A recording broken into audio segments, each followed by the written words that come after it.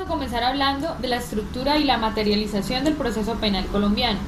Para ello necesitamos tocar unas etapas que van desde la indagación hasta el juicio. En la indagación encontramos la noticia criminal, que puede ser de oficio, una querella, un denuncio o una petición. Tati nos comentará a manera general cuáles serían una de las causas, Tati, o cuáles serían una de las formas para la terminación anticipada en el derecho penal, en el derecho procesal penal, de alguna actuación. De alguna diligencia, listo. Entonces, se puede terminar anticipadamente con la investigación de alguna de las siguientes formas que yo les voy a nombrar. Según el artículo 79 del Código de Procedimiento Penal, una es el archivo de las diligencias.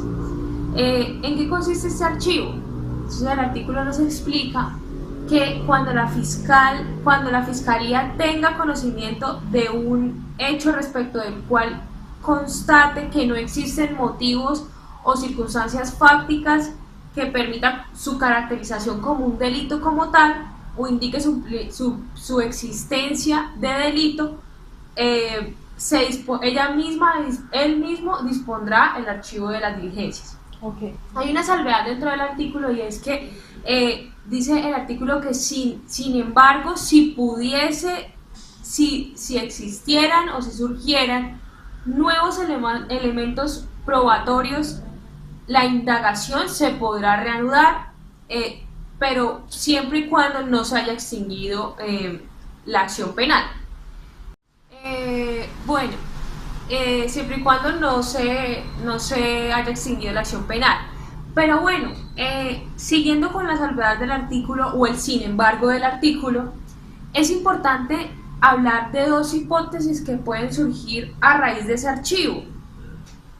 Puede pasar, como una primera hipótesis, que la persona interesada en esa investigación quiera que se efectúe el desarchivo de las diligencias. ¿Qué puede hacer ella o cómo puede hacer ella para que eso se efectúe? Entonces ella deberá acudir ante el fiscal, que fue el que ordenó el archivo, que conoce la causa, y ante él solicitará el desarchivo de las diligencias si él tiene, o si cumple con el requisito del artículo de que existan o que él conozca nuevos elementos materiales de prueba que permitan reanudar la investigación. Pero también puede pasar una segunda cosa, y es que la persona efectúe esa solicitud ante el fiscal y el fiscal se niegue porque considera que no de pronto no considera no reabrir la investigación o no efectuar el archivo. ¿Qué puede hacer esta persona? Entonces esta persona puede solicitar reanudar la investigación o el desarchivo ante un juez de control de garantías. Eso como primera medida, el archivo. La segunda forma de terminación anticipada del proceso, la segunda figura, es lo que encontramos o lo que conocemos como la preclusión. La preclusión está estipulada en el Código de Procedimiento Penal en el artículo 331. Ella nos explica que en cualquier momento el fiscal solicitará ante el juez de conocimiento la preclusión si no existiere mérito para seguir la causa que se investiga. En el artículo siguiente, en el artículo 332, hay unas causales taxativas donde nos explican cómo puede proceder o por qué causas o razones se puede dar esa preclusión. Entonces ese artículo nos expone como primera causal la imposibilidad de iniciar o continuar el ejercicio de la acción penal, que es donde parte realmente la posibilidad de la terminación anticipada de la investigación, que haya una imposibilidad de continuar con el ejercicio o la investigación de la acción penal. También existe otra que pues para nombrar la inexistencia del hecho investigado, la tipicidad del hecho investigado. Eso como las dos primeras figuras para la terminación anticipada del proceso. Mi compañera les va a explicar la tercera, que es sobre cómo operaría, que es otra causal de terminación anticipada, el llamado principio de oportunidad. Cuando hablamos del principio de oportunidad, Tati, tenemos que remitirnos al Código de Procedimiento Penal. En el Código de Procedimiento Penal existe un artículo que es el 323, que es la aplicación de este principio. Esa aplicación está en cabeza de la Fiscalía, ya que debe existir un fundamento para adelantarlo y existe o se da en la investigación y en el juicio, hasta antes de la audiencia de juzgamiento. Podrá suspender, se podrá interrumpir o renunciar a la persecución penal en los casos que establece el Código. Y estos casos se resumen en causales. Las causales están en el artículo 324, el que sigue, y dentro de esas causales encontramos cuando el imputado o acusado, hasta antes de iniciarse audiencia de juzgamiento, colabore eficazmente. Retomando, Tati, una de las causales que encontramos también habla de que la persona debe colaborar eficazmente para la desarticulación de las bandas criminales. Estas causales las encontramos en el artículo 324 del Código de Procedimiento Penal. Una de esas, y ahí demás, las enumera el Código, encontramos cuando el imputado o el acusado, hasta antes de iniciarse audiencia de juzgamiento, se comprometa a servir como testigo de cargo contra los demás procesados bajo inhumanidad total o parcial. Entonces ahí encontramos las causales de esta terminación anticipada en el proceso penal. También, referente al principio de oportunidad. Ok, referente al principio de oportunidad. Como lo hablamos también, encontramos que existe el preacuerdo. El preacuerdo como en forma anticipada en el proceso penal. Cuando hablamos de preacuerdo, tenemos que remitirnos al Código 350 del Código de Procedimiento, en donde se establece que desde la audiencia de formulación de imputación y hasta antes de ser presentado el escrito de acusación, la Fiscalía y el imputado podrán llegar a un preacuerdo. Este preacuerdo también tiene figura como de allanamiento, porque, Tati, es preacordar alguna de las cosas de las que se le va a ser imputado más adelante en la audiencia de acusación. Entonces se realiza un preacuerdo respecto a algunos ítems. También hablamos de que la Fiscalía y el imputado se llegan a un acuerdo sobre los términos obtenidos de ese preacuerdo. El fiscal procede inmediatamente a poner al juez en conocimiento del escrito de acusación. Realizándose el preacuerdo, se realiza el procedimiento de informar al juez sobre este mismo. También podemos encontrar unas figuras dentro de la indagación, que es el desistimiento y es la conciliación. Hablamos de desistimiento cuando se presenta una querella y hablamos de conciliación cuando estamos hablando del denuncio. Entonces son formas de terminar anticipadamente. Tati, también tenemos que hablar de la función de la policía judicial en la etapa de indagación, que es la etapa en donde la Fiscalía usa como apoyo la policía judicial para darle un inicio al proceso penal. Dentro de esas funciones, Tati, pues yo quisiera que las enumeremos. A ver, ¿de qué te acuerdas? Bueno, la policía judicial tiene muchas funciones dentro de esa investigación o dentro de esa primera etapa del proceso. Entre esas ellos pueden recibir denuncias, pueden recibir querellas, pueden recibir informes, realizar inspecciones en el lugar de los hechos, realizar la inspección de un cadáver, realizar entrevistas, interrogatorios, identificar, recoger, embalar técnicamente los elementos materiales probatorios y evidencia física legalmente obtenida, registrar por escrito o elaboración de medios magnéticos, por otra parte. Pero resumámoslo, nosotros lo podemos resumir en cuatro grandes funciones de la policía, de la policía judicial, que ellos pueden, o ellos realizan un informe ejecutivo, un programa metodológico, todos estos actos nombrados sin una autorización judicial previa, y actos con orden judicial previa también. Continuando con la estructura del derecho procesal penal, queremos también tener una serie. Continuando hablando del proceso penal colombiano, tenemos que colocar un precedente, y es que en las etapas que hablábamos anteriormente no se ha hecho como tal la vinculación del acusado.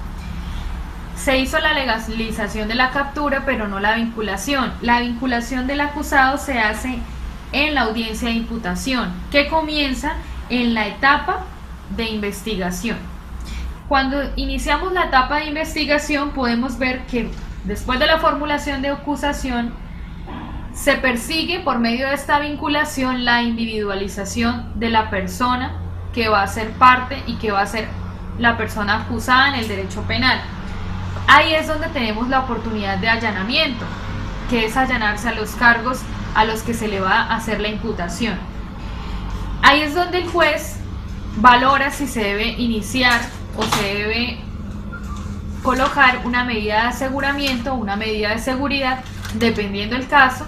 La medida de aseguramiento, si es privativa o no es privativa de la libertad, si es en establecimiento carcelario, y la medida de seguridad se establece a partir de ese momento. Esa es la etapa de investigación.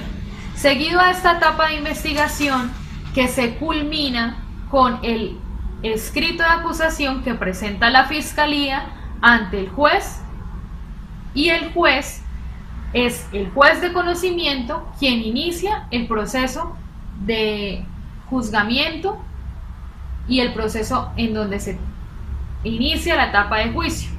En esta etapa de juicio, que está a cargo del juez de conocimiento, sale de la cobertura del juez de control de garantías con el escrito de acusación. Tati, el escrito de acusación tiene que tener una serie de cosas.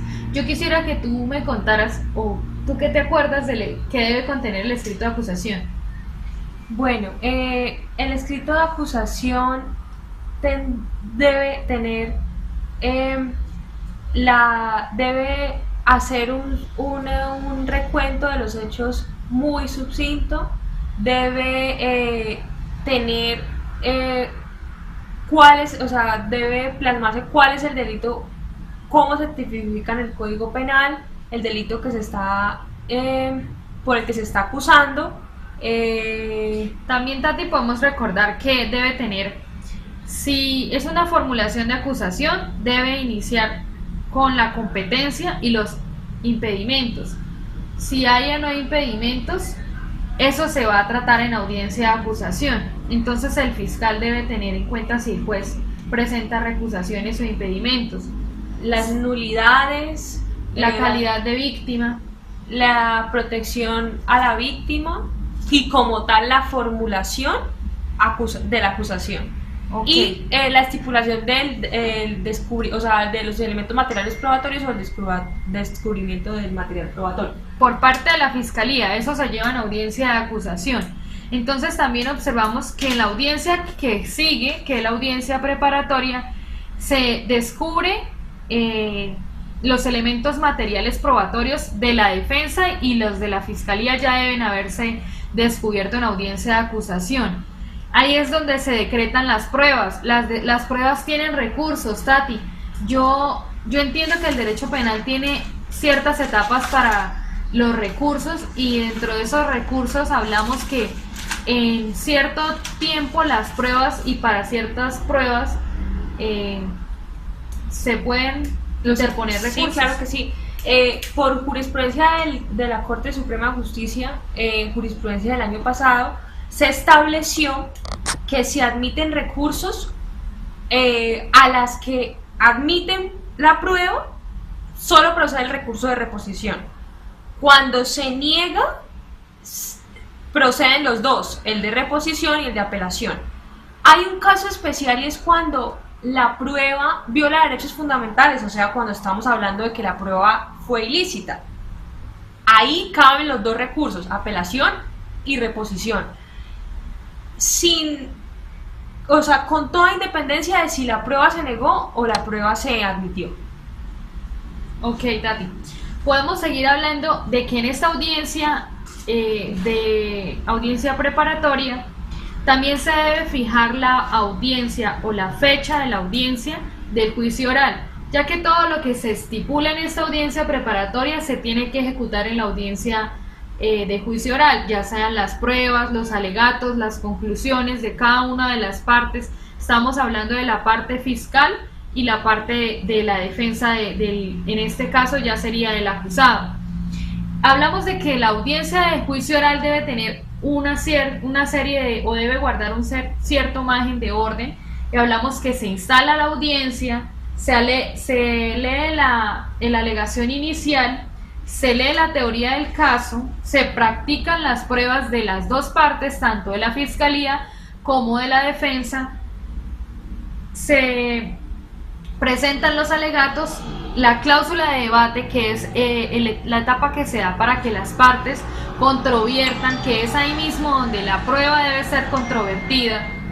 El sentido del fallo, cuando hablamos del sentido del fallo, estamos hablando de que se da en esta audiencia de juicio oral. Se habla también del incidente de reparación, que bien cierto, la víctima se encuentra vinculada a este proceso penal y debe seguir y debe continuar su trámite para resarcir el daño causado, un daño que ya no es tanto civil, ya es más civil que un daño penal, ya es a resarcir el daño causado a los derechos materiales. Sí, es un proceso, pues digamos que es un incidente, es un poco más pequeño, no es como tal un proceso. Que va dentro del derecho penal. Sí. Ahorita que estábamos hablando de pruebas, me parece muy importante hablar de, pues surge la pregunta de qué pruebas pueden presentarse en juicio oral, ¿sí? Que era uno de los temas de los que estudiamos en clase, y para nombrarlas, tenemos 3 clases de pruebas que se pueden presentar en juicio oral. La primera, la prueba sobreviniente, la prueba como segunda, la prueba de referencia y la prueba anticipada. Que estas sirven como base para iniciar una construcción de la teoría del caso dentro del derecho penal. O para probar los hechos. O para probar los hechos. También hablamos de que en esta etapa ya se habla del juez de conocimiento, quien está llevando el proceso, pero seguidamente, después de que se acaba o se termina la audiencia de juicio oral y ya se tiene una sentencia de una conducta del acusado, se tiene que gestionar la entrega al juez de ejecución de penas y ejecución de medidas de seguridad. Entonces es ahí donde el juez de conocimiento le entrega al juez de ejecución de penas y medidas de seguridad para que él lleve el tratamiento para ese acusado. Sí, para que supervise que se está cumpliendo está cumpliendo la pena, para que él tramite todos los incidentes que vienen después, ya sean los beneficios, ya sea la forma de cumplir la pena. Exacto. O más que todo los beneficios, y como pueda variar la estipulación de cómo se va. Sí, claro. Ahí podríamos estar hablando de que, resumiendo y concluyendo, se inicia el proceso penal con una indagación, se continúa con una investigación y termina con el juicio. Con el juicio y el sentido del fallo, básicamente. Muchas gracias. Les agradecemos el tiempo.